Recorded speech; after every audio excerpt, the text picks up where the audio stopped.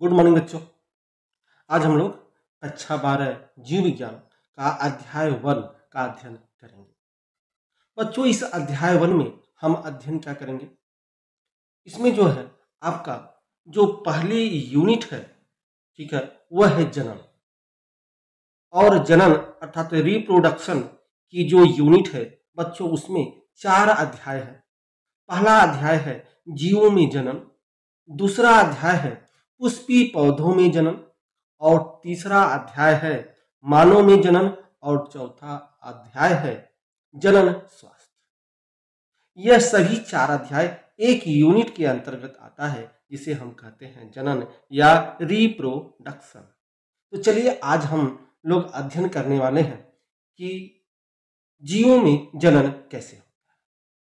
तो जीवों में जनन का अध्ययन जो आपके एनसीईआरटी बुक का जो पहली हेडिंग है, ठीक है, वो बच्चों है जीवन अवधि। तो पहले हम अध्ययन करेंगे बच्चों कि यह जीवन अवधि या लाइफ स्पेन क्या होता है या जीवन अवधि किसे कहते हैं। बच्चों, जीवन अवधि की परिभाषा हुई कि जीव जन्म से लेकर मृत्यु तक, ध्यान दीजिएगा बच्चों, जीवन अवधि की परिभाषा क्या है? जीवों के जन्म से लेकर उसके प्राकृतिक मृत्यु तक के समय को जीवन अवधि कहते हैं।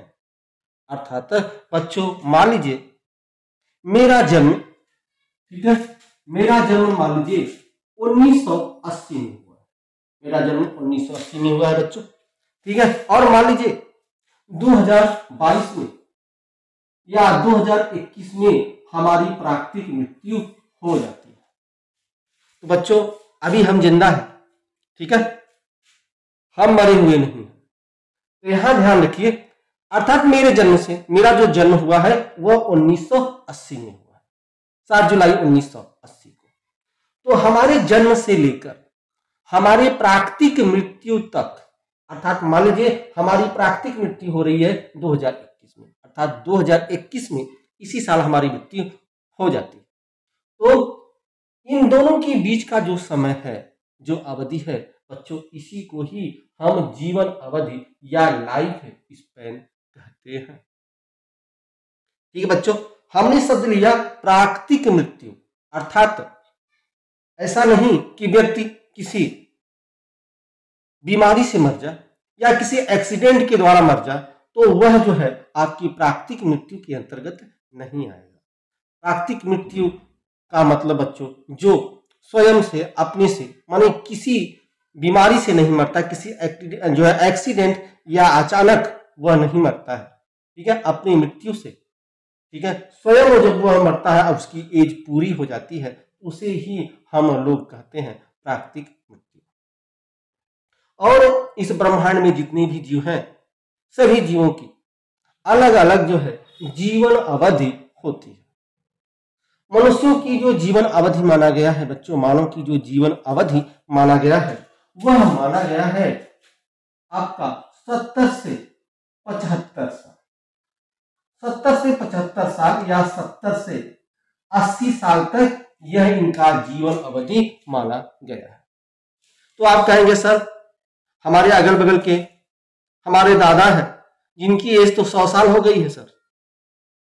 बच्चों देखिए, यह जो आपका जीवन अवधि है, यह इनका औसत निकाला जाता है।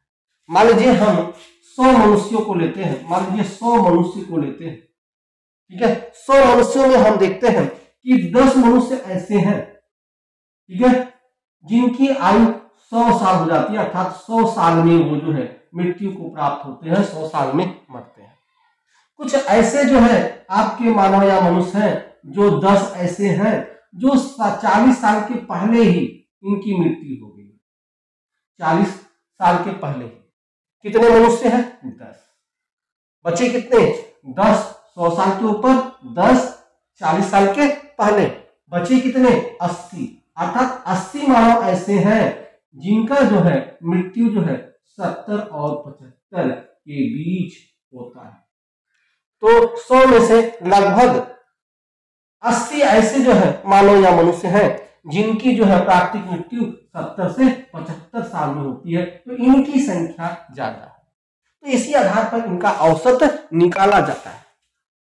और ये जो औसत निकाला गया है, देखा गया है कि मनुष्य की जो औसत आयु इस समय है वह 70 से 75 साल तक होती है। अधिकांश जो मनुष्य जो है 70 से 75 साल तक जिंदा रहते हैं। कुछ उनसे ज्यादा भी हो सकते हैं, कुछ 70 से कम भी हो सकते हैं, लेकिन उनकी संख्या कम है। तो इस आधार पर हम जो है औसत निकालते हैं, इसी को ही जीवन अवधि कहते हैं। तो जितने भी जीव हैं सभी जीवों की अलग अलग जो है जीवन अवधि होता है, ठीक है। जैसे कुछ जो है जीव ऐसे हैं जिनका जो है जीवन अवधि केवल 1 दिन का होता है, और कुछ का हजारों वर्षों तक होता है। 1 दिन का किसका जीवन अवधि है, तो वह है मैफ्लाई।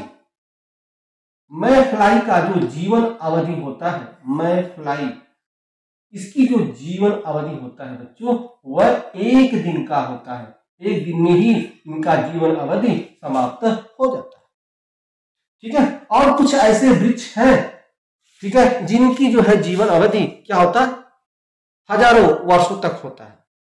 आम का पेड़ ले तो आम के पेड़ का जो जीवन अवधि वो माना जाता है 2 साल का माना जाता है। 2 साल तक यह जो है इनकी अवधि मानी जाती है, ठीक है। देखिए तोता, जो तोता है बच्चों, इनकी जीवन अवधि, क्योंकि तोता में अनेक प्रजातियां होती हैं, तो एक प्रजाति ऐसी है जिनका जीवन अवधि 140 साल है, ठीक है। सभी तोता का नहीं बच्चों, कुछ तोता का जो जीवन अवधि 15 से 20 साल होती है, लेकिन एक ऐसी प्रजाति है तोता का जो 140 साल तक जो है इनकी जीवन अवधि होते हैं। कौवा का ले लें, आप कौवा का लें तो इनकी जो जीवन अवधि है बच्चों वह आपका 15 से 20 साल माना जाता है। तो इस तरह से आप देखें कि जितने भी जीव हैं सभी जीवों की अलग अलग जो है क्या होता है, इनका जीवन अवधि होता है।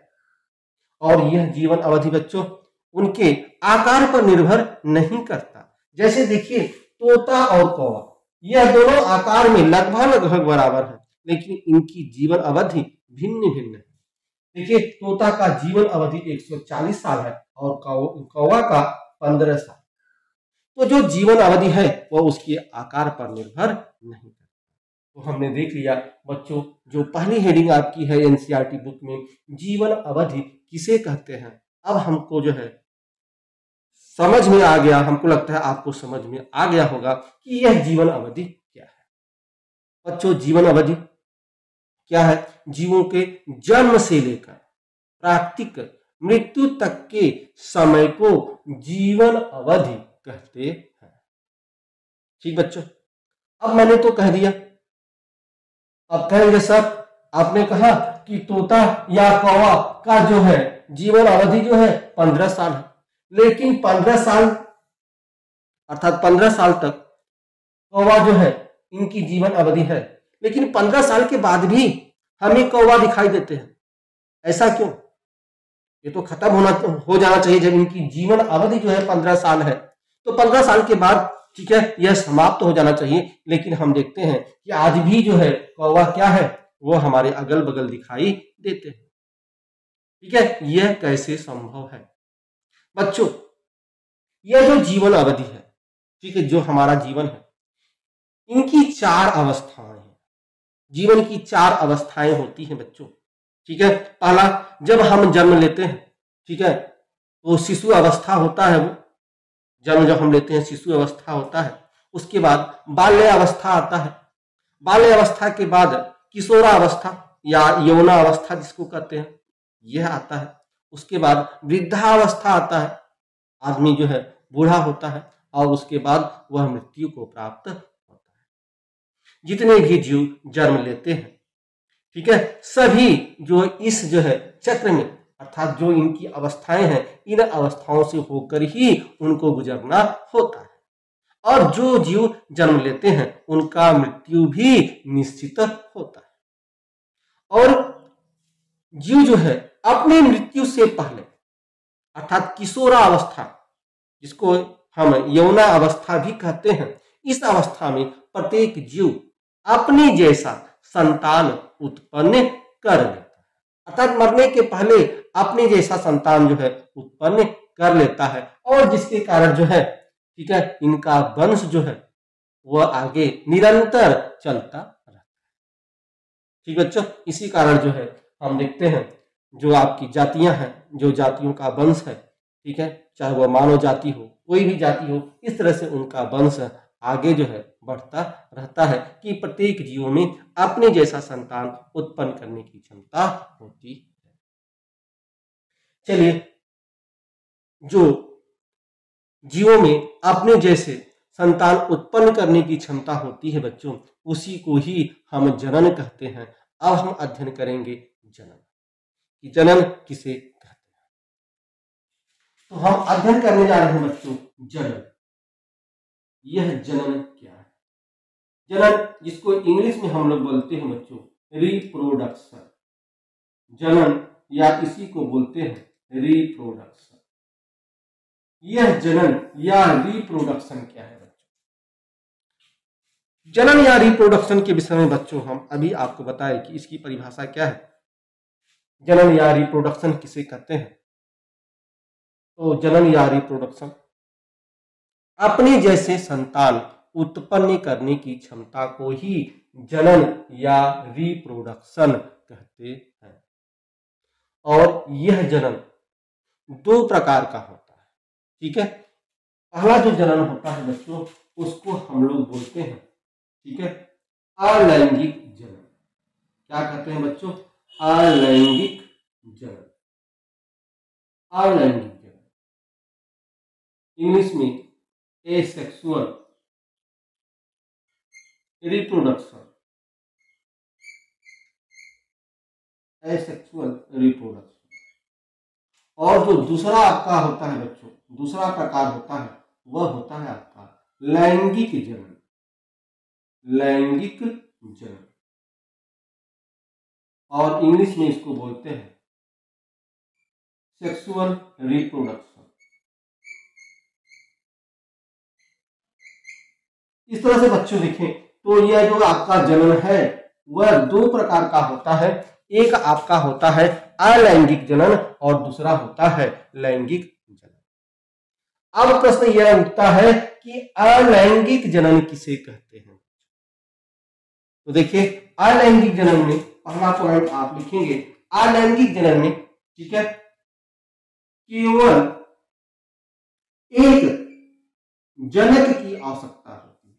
केवल एक जनक की आवश्यकता होती है, एक जनक की आवश्यकता होती है,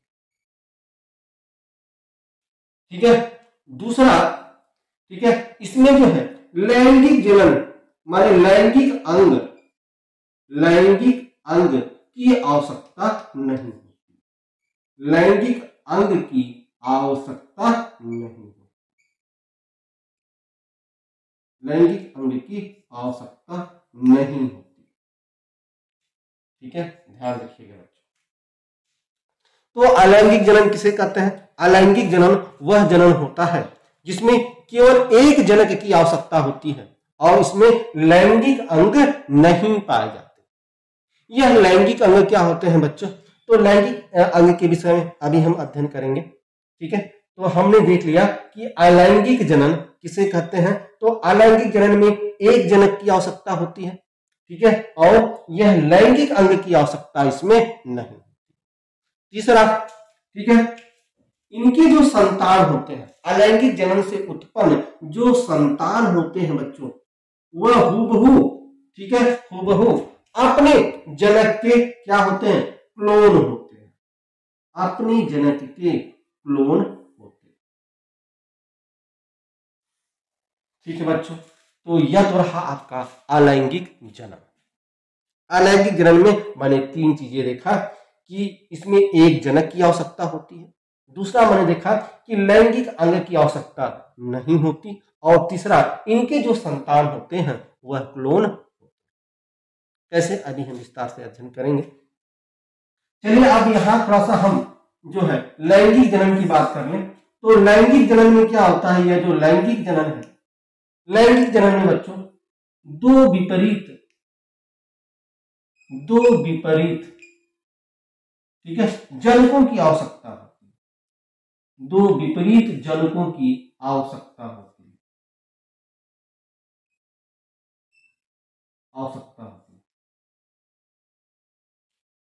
ठीक है, दो विपरीत जनकों की आवश्यकता होती है। दूसरा, इसमें लैंगिक अंग होते हैं, इसमें लैंगिक अंग भाग लेते हैं। इसमें लैंगिक अंग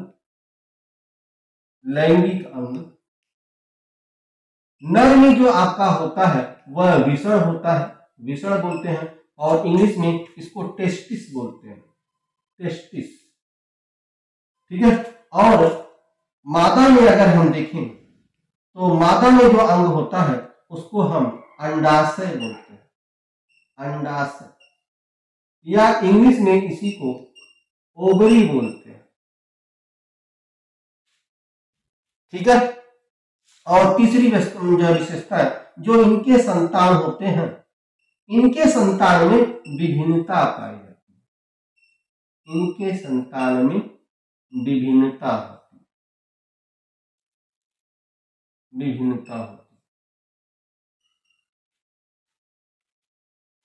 ठीक है बच्चों। हमने जो है यहाँ पर ध्यान दीजिए, मैंने जो है लैंगिक जनन के विषय में बताया कि लैंगिक जनन किसे कहते हैं बच्चों। तो लैंगिक जनन में दो विपरीत जनकों की आवश्यकता होती है, ठीक है, और इसमें लैंगिक अंग की आवश्यकता होती है। नर में जो लैंगिक अंग होते हैं उसको हम विषण या टेस्टिस कहते हैं, और मादा में जो लैंगिक अंग होता है उसको हम अंडाशय या ओवरी कहते हैं, ठीक है। और तीसरा, जो इनके संतान उत्पन्न होते हैं, इस संतान में विभिन्नता पाई जाती है, ठीक है। तो चलिए अब हम देख लिए कि अलैंगिक जनन किसे कहते हैं, लैंगिक जनन किसे कहते हैं। जरा हमने जो लिखा है इनकी परिभाषा, इनके विषय में थोड़ा सा हम समझते हैं कि क्या है। अगर हम बात करें अलैंगिक जनन की बच्चों, बात करें अगर हम अलैंगिक जनन की, तो अलैंगिक जनन में जो है आपने देखा कि एक जनक की आवश्यकता होती है और लैंगिक अंग की आवश्यकता नहीं होती, ठीक है। तो ध्यान रखिए, इसमें जो है इसके उदाहरण क्या है। अगर हम इनके उदाहरण देखें, अगर हम इनके एग्जाम्पल देखें, तो अलैंगिक जनन के जो है उदाहरण क्या है, इनके एग्जाम्पल क्या है। तो जितने भी एक कोशिकीय जीव है बच्चों, एक कोशिकीय जीव है, वह लैंगिक जनन के अंतर्गत आते हैं, अर्थात इनका जो जनन होता है वह अलैंगिक जनन होता है, जितने भी एक कोशिकीय जीव होते हैं। और आपको पता है कि जो एक कोशिकीय जीव है, ठीक है, उसमें जो है मोनेरा और प्रोस्टेरा जो है आपका ये भी आता है। अगर हम इसका उदाहरण देखें तो आप जो है अमीबा, ठीक है, पैरामीशियम,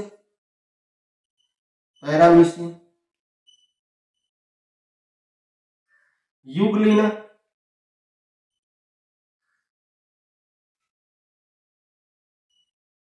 नील हरित शैवाल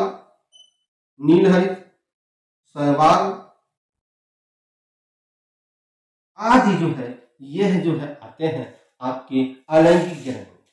यह जो जीव होते हैं, ठीक है, इनमें जो जनन होता है वह अलैंगिक जनन होता है। और लैंगिक जनन में देखें तो लैंगिक जनन में जितने भी जंतु हैं, ठीक है, जितने भी इनका उदाहरण देखें तो जितने भी जंतु हैं, सभी जंतुओं में जो जनन होता है वह लैंगिक जनन के अंतर्गत आता है, अर्थात उसमें जो भी जनन होता है वह लैंगिक जनन होता है। साथ ही साथ पौधों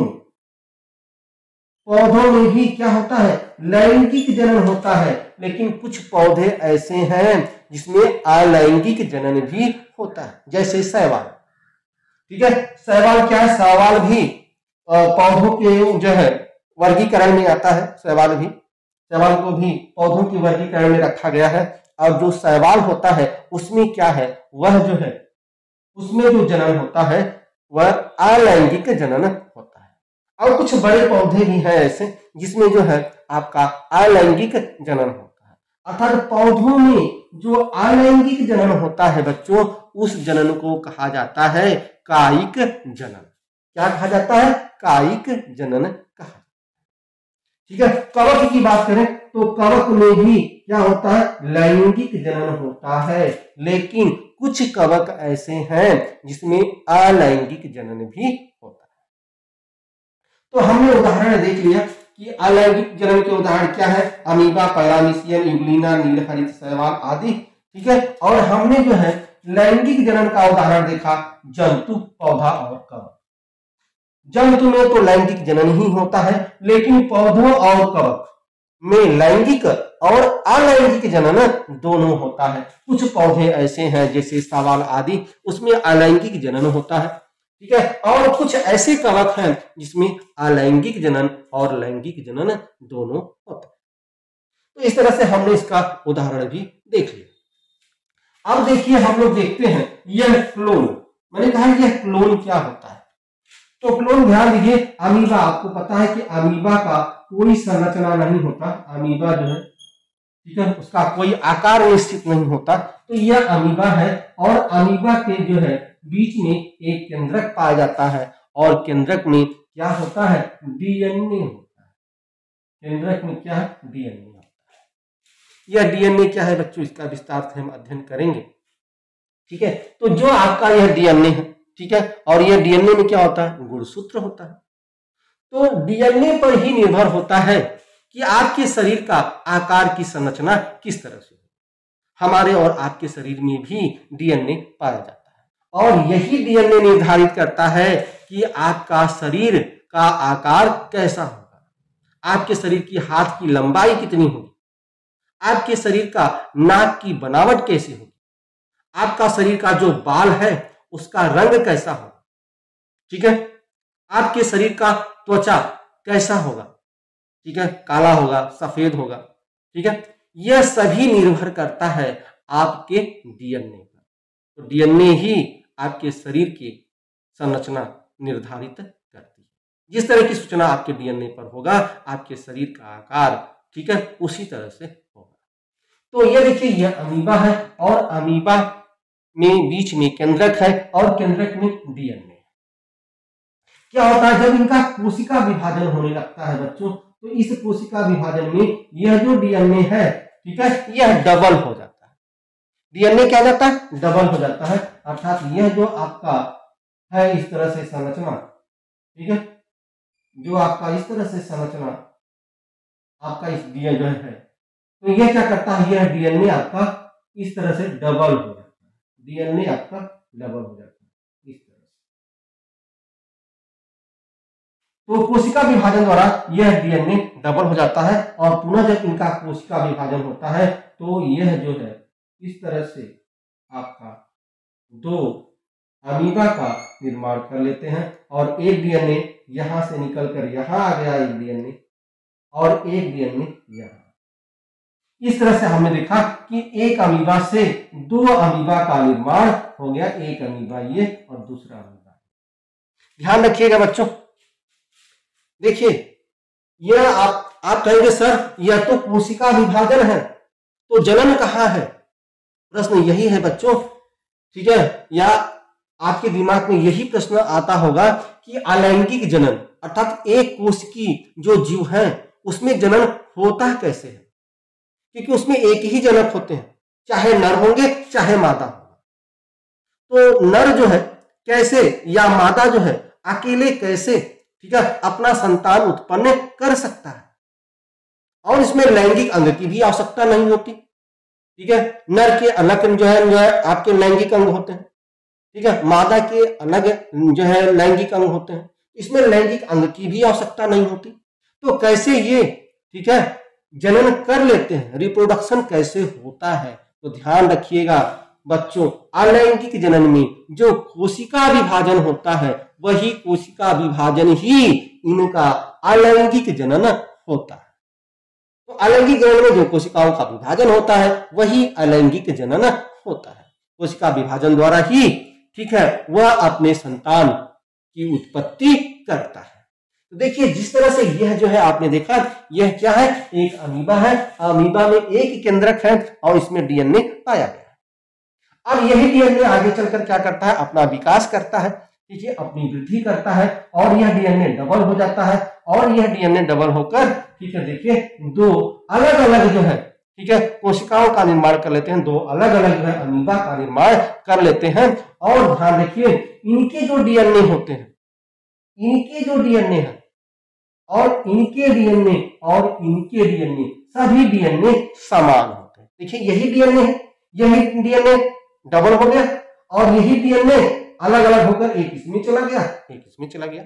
डीएनए तो समान है, ठीक है, डीएनए में कोई अंतर नहीं है। जो डीएनए इनका था वही डीएनए डबल होकर इसमें आ गया, वही डीएनए जो है आधा आधा होकर इसमें और इसमें आ गया, ठीक है। तो डीएनए में तो कोई परिवर्तन नहीं हुआ, इसलिए यह जो बच्चे हैं, जो संतान है, इनका डीएनए और इनके जो जनक हैं, जो इनके पिता हैं, उनका डीएनए समान है। इसलिए जो अलैंगिक जनन है, उनके जो संतान उत्पन्न होते हैं वह अपने पिता के हूबहू नकल होते हैं, उनमें कोई परिवर्तन नहीं होता। जैसे पिता होता है, जैसे जनक होता है, ठीक वही संरचना, उसी आकार का उनके जो है संतान भी उत्पन्न होते हैं, क्योंकि इसके डीएनए में जो सूचना होगी उसी तरह से तो आकार बनाएगा और जिस तरह का डीएनए इसमें है उसी तरह का डीएनए तो उनके संतानों में भी है, ठीक है। तो जिस तरह की संरचना इनकी होगी उसी तरह की संरचनाएं इनके पुत्रों में भी होगा। अर्थात जो है अलैंगिक जनन में जो संतान उत्पन्न होते हैं वह अपने पिता के हूबहू नकल होते हैं, जिसको हम क्लोन कहते हैं। जिस तरह से आप फोटोकॉपी में जो है किसी कॉपी का जो है आप फोटोकॉपी निकालते हैं, सेम वही निकलता है, ठीक वही स्थिति है। सेम जो है उनके जो बच्चे हैं वह अपने पिता अर्थात अपने जनकों के समान होते हैं, जिसे हम क्लोन कहते हैं, ठीक है। तो यह समझ में आया बच्चों, अलैंगिक जनन किसे कहते हैं, इसमें एक जनक की आवश्यकता होती है, या तो यह नर होगा या तो मादा होगा, केवल एक ही होगा, ठीक है। दूसरा, इसमें लैंगिक अंग की आवश्यकता नहीं होती, देखिए किसी भी अंग की आवश्यकता इसमें नहीं हुई, ठीक है। और इनके जो संतान हैं वह क्या होते हैं, वह क्लोन होते हैं, हूबहू अपने पिता के समान। यह तो हो गया बच्चों आपका, माने देख लिया अलैंगिक जनन। जरा हम देखते हैं, ठीक है, लैंगिक जनन में क्या है। लैंगिक जनन देखिए, दो विपरीत जनकों की आवश्यकता होती है बच्चों, इसमें दो विपरीत जनकों की आवश्यकता होती है। तो ध्यान रखिए, दो विपरीत जनकों की आवश्यकता इसमें किस तरह से होती है, किस तरह से इसमें हम करते हैं। तो ध्यान रखिए, यहाँ पे देख लें, दो विपरीत जनकों की आवश्यकता होती है इसमें। तो थोड़ा सा अगर हम इसको मिटा दें, जगह ले लें बच्चों,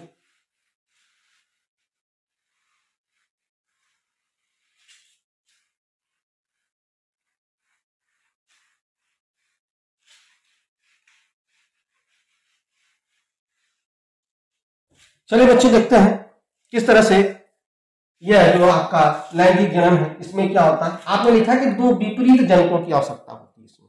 तो जो दो विपरीत जनक होते हैं, एक आपका हो गया नर और दूसरा आपका हो गया मादा। नर और मादा, दो विपरीत जनकों की आवश्यकता होती है। अब लैंगिक अंग नर और मादा दोनों में जो है लैंगिक अंग की भी आवश्यकता होती है। तो जो नर होता है, ठीक है, नर में जो लैंगिक अंग होता है बच्चों, उसे हम विषण कहते हैं। क्या कहते हैं, विषण, या इसी को इंग्लिश में टेस्टिस कहते हैं। और यह जो मादा है, मादा में जो आपका लैंगिक अंग होता है वह अंडाशय होता है। क्या होता है बच्चों, अंडाशय, इसी को हम ओवरी कहते हैं, ठीक है। और इसी विषण में आपको पता है इसमें होता है अर्धसूत्रीय विभाजन। क्या होता है, अर्धसूत्रीय विभाजन होता है। और इसमें भी बच्चों क्या होता है, अर्धसूत्रीय विभाजन होता है। दोनों में होता है अर्धसूत्रीय विभाजन। अब अर्धसूत्रीय विभाजन क्या है बच्चों, ये देखिए जो विषय है आपको पता है कि सभी जो है आपने देखा कि सभी में जो है एक केंद्रक होता है, केंद्रक में जो है डीएनए होता है या गुणसूत्र होता है, ठीक है। और जो है मनुष्य की अगर हम बात करें तो मनुष्य में गुणसूत्रों की संख्या 46 होती है। 46 जो है आपके नर में होते हैं, 46 आपके मादा में होते हैं। इसमें गुणसूत्रों की संख्या 46 है, इसमें भी गुणसूत्रों की संख्या 46 है। 46 गुणसूत्र हैं। जब इसमें अर्धसूत्रीय विभाजन होता है तो ध्यान रखिएगा बच्चों, जब अर्धसूत्रीय विभाजन होता है तो अर्धसूत्रीय विभाजन के द्वारा 4 कोशिकाओं का निर्माण होता है, वह भी आधा आधा। जैसे 46 है तो 46 का आधा कितना होगा बच्चों? 23। ठीक है, तो 23 जो है गुणसूत्र जो है इस तरह से 4 कोशिकाओं का विभाजन होता है अर्धसूत्रीय विभाजन द्वारा। 1 2 3 4, यह 4 कोशिकाओं का विभाजन होगा और चारों जो है 23 की संख्या में होगा। 23 46 जो गुणसूत्र है इसमें जब अर्धसूत्रीय विभाजन होता है तो 4 कोशिकाओं का निर्माण होता है 23। ठीक है, अर्धसूत्रीय विभाजन। ठीक है बच्चों, और अर्धसूत्रीय विभाजन देखिए इनकी संख्या 46 है, अर्थात यह पूर्ण संख्या है। जब गुणसूत्रों की संख्या पूर्ण होती है बच्चों तो इसको हम द्विगुणित बोलते हैं। ध्यान रखिए, जब गुणसूत्रों की संख्या पूर्ण होती है तो उसको हम बोलते हैं द्विगुणित। जिनके गुणसूत्रों की संख्या पूर्ण, जैसे मनुष्य में द्विगुण जो है द्विगुणित संख्या क्या होगी? वह 46 होगा, क्योंकि इसमें जो है 46 गुणसूत्र है। जब 46 गुणसूत्र कहीं पर हो उसको हम द्विगुणित बोलते हैं और इसको 2n से प्रदर्शित करते हैं। लेकिन जहां गुणसूत्रों की संख्या आधी हो जाए अर्थात 23 हो जाए तो उन गुणसूत्रों को, ठीक है, हम अगुणित कहते हैं। अगुणित, यह अगुणित हो गया। ठीक है, 23 हो गया। और अगुणित में इनकी जो है गुणसूत्रों की संख्या होती है वह n होता है, और द्विगुणित में इनकी संख्या 2n होता है और अगुणित में इनकी संख्या n होता है। तो बच्चों यहां पर ध्यान रखिए, तो अर्धसूत्रीय विभाजन द्वारा जो है इसमें 23 जो है गुणसूत्र यहां से आ जाएंगे और 23 गुणसूत्र यहां से आ जाएंगे। यह 23 जो है एक दूसरे से मिलेंगे तो क्या होगा? इनमें जो है निषेचन की क्रिया होगी, फर्टिलाइजेशन होगा, निषेचन होगा, और इस निषेचन से बनेगा युग्मनज। इंग्लिश में इसी को हम लोग बोलते हैं जाइगोट। और इसी युग्मनज से आगे चलकर भ्रूण का निर्माण होता है और इसी भ्रूण से नया संतान या नया बच्चा बनता है। यह होता है लैंगिक जनन की प्रक्रिया में। ठीक है, तो आपने क्या देखा लैंगिक जनन में? ध्यान रखिए, आपने कहा कि 2 विपरीत जनकों की आवश्यकता होती है। देखिए लैंगिक जनन में 2 विपरीत होते हैं, एक नर होता है और दूसरा मादा होता है। फिर आपने लिखा कि लैंगिक अंग, नर में विसर्ज जिसको इंग्लिश में टेस्टिस बोलते हैं, मादा में अंडाशय जिसको ओवरी कहते हैं, इनकी भी आवश्यकता होती है। तो यहां देखिए जो नर है, नर में विसर्ज पाया जाता है और मादा में अंडाशय। ठीक है, दोनों में 46 गुणसूत्र होते हैं। इसमें जो है अर्धसूत्रीय विभाजन होता है और अर्धसूत्रीय विभाजन द्वारा गुणसूत्रों का आधा, ठीक है, अर्थात 23 गुणसूत्र। ठीक है, अर्धसूत्रीय विभाजन में 4 कोशिकाओं का निर्माण होता है और चारों कोशिकाएं 23 करके जो है ये विभाजित होती है। ठीक है, और 23 जो है आपका नर से, 23 मादा से। और जब यह दोनों जो है 23 अर्थात नर और मादा जब संलयित होते हैं, मिलते हैं, तो निषेचन की क्रिया होती है जिसे फर्टिलाइजेशन कहते हैं। और इनके निषेचन से, इनके मिलने से, ठीक है, आपका युग्मनज का निर्माण होता है और इसी युग्मनज को इंग्लिश में जाइगोट कहते हैं। और यही भ्रूण का निर्माण करता है और भ्रूण से नए संतान की उत्पत्ति होती है। तो इस तरह से जो है लैंगिक जनन में यह प्रक्रिया बच्चों होती है। ठीक है, तो चलिए अब हम देखेंगे कि ये देखिए 2 विपरीत जनकों की आवश्यकता होती है। ठीक है, लैंगिक अंग जो है नर और मादा दोनों होते हैं।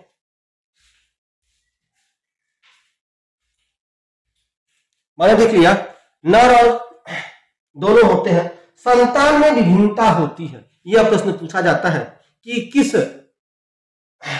जनन में विभिन्नता पाई जाती है, किस जनन में उनके संतानों में विभिन्नता पाई जाती है। तो किस जनन में बच्चों विभिन्नता पाई जाती है? आपने देखा है क्लियर, बिल्कुल लैंगिक जनन में विभिन्नता पाई जाती है। क्योंकि यहां देखिए, यहां जो इनके संतान थे, इनके संतान में, ठीक है, आधा जो है आपके गुणसूत्र कहां से आ रहे हैं? नर से, और आधा गुणसूत्र कहां से आ रहे हैं? मादा।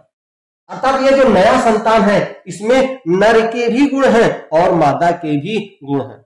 नर और मादा दोनों के गुणों से मिलकर इनका संतान उत्पन्न हुआ है। अर्थात इनके संतान में कुछ गुण नर के हैं और कुछ गुण मादा के हैं। अर्थात वह अपने पिता से अर्थात अपने जनकों से यह भिन्न है। ठीक है, भिन्न भिन्न होगा। और आप जो है पढ़ेंगे जो इनका डीएनए है, फिंगरप्रिंट आगे आप पढ़ेंगे डीएनए फिंगरप्रिंट, तो जो होता है इनका मान लीजिए 99.99% यह इनका डीएनए समान हो, लेकिन विश्व में जितने भी जो है मनुष्य हैं, जीव हैं, ठीक है, सभी में 0.1% जीन ऐसे होंगे, डीएनए ऐसे होंगे जो भिन्न होगा।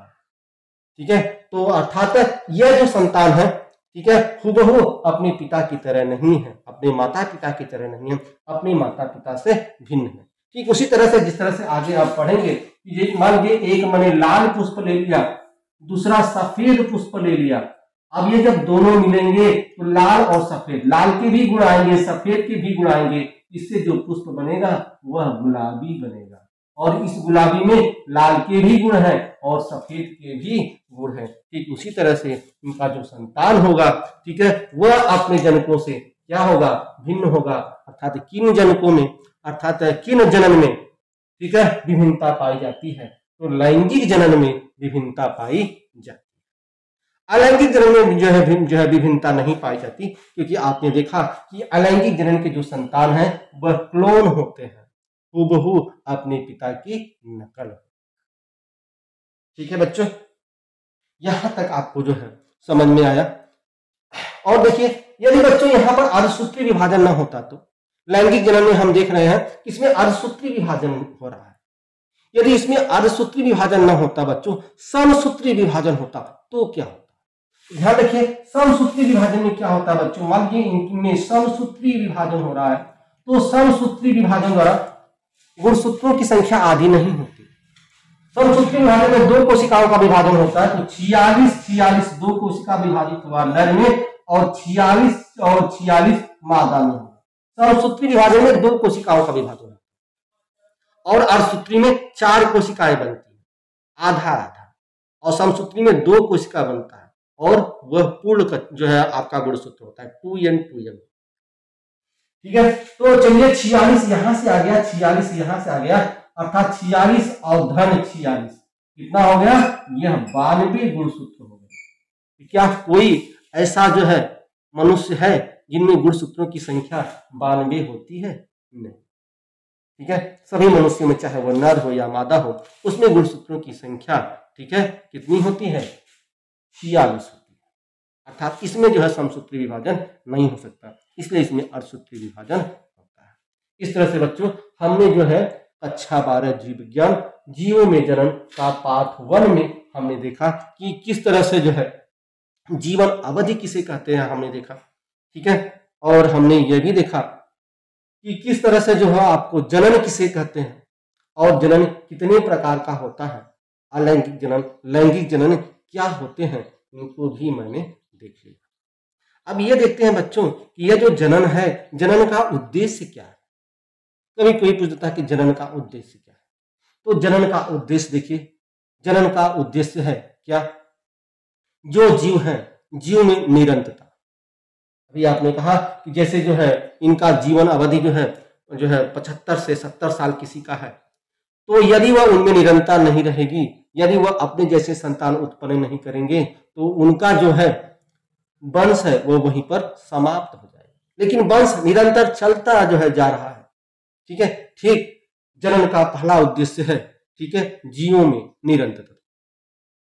ठीक है, निरंतर उनका क्रम चलते रहे, तो जीवों में निरंतरता जो है यह इनका पहला उद्देश्य है। दूसरा जैव विकास, जैव विकास में भी अर्थात जनन का दूसरा उद्देश्य आपका है जैव विकास, अर्थात जीवों में विभिन्नता, जीवों में विभिन्नता हो, जैव विकास हो, जैव में क्या हो, विकास हो। ठीक है, अर्थात उसमें विभिन्नता हो, तो जनन का यह भी एक दूसरा उद्देश्य है। ठीक है, तीसरा पारिस्थितिकी, ठीक है, संतुलन, जो पारिस्थितिकी संतुलन है वह संतुलन बना रहे। ठीक है, जंतुओं, पौधों और मनुष्यों में, ठीक है, जो एक जो है, ठीक है, संतुलन है वह संतुलन बना रहे। ठीक है, सबको एक दूसरे की आवश्यकता है। ठीक है, एक जो है श्रृंखला है। ठीक है, जिससे जो है जनन से ही परिस्थिति की संतुलन जो है संभव है। यदि जनन नहीं होगा तो परिस्थिति की संतुलन नहीं हो पाएगा। तो जनन का तीसरा उद्देश्य है परिस्थिति की संतुलन। ठीक है, और चौथा खाद्य रक्षा। खाद्य रक्षा भी उसी तरह से जो है श्रृंखला में आता है, खाद्य श्रृंखला में आता है। तो यह खाद्य श्रृंखला अगर सही रहेगा तभी जो है, ठीक है, यह जो है आपकी जो स्थितियां हैं वह सही ढंग से चल पाएंगी। तो यह जनन के आपके जो है 4 उद्देश्य रहे। चलिए आगे हम इसको विस्तार से पढ़ेंगे कि यह जनन की विधियां क्या है। अलैंगिक जनन जो है, अलैंगिक जनन की कितनी विधियां हैं, किस तरह से उनके अंदर जनन होता है। ठीक है, और हमने देखा अलैंगिक जनन जितनी एक कोश की जीव है सभी में अलैंगिक जनन होता है, अर्थात उसमें जनन किस तरह से होता है। हमने देखा कि उसमें जनन जो कोशिकाओं का विभाजन होता है उसी विभाजन के आधार पर उसमें जनन होता है। तो चलिए बच्चों, आगे हम अगले वीडियो में अध्ययन करेंगे। यदि बच्चों आपको ये वीडियो समझ में आ रहा है तो लाइक, शेयर और सब्सक्राइब जरूर कीजिएगा। चलिए आपसे मिलेंगे अगले वीडियो में, तब तक के लिए बच्चों धन्यवाद।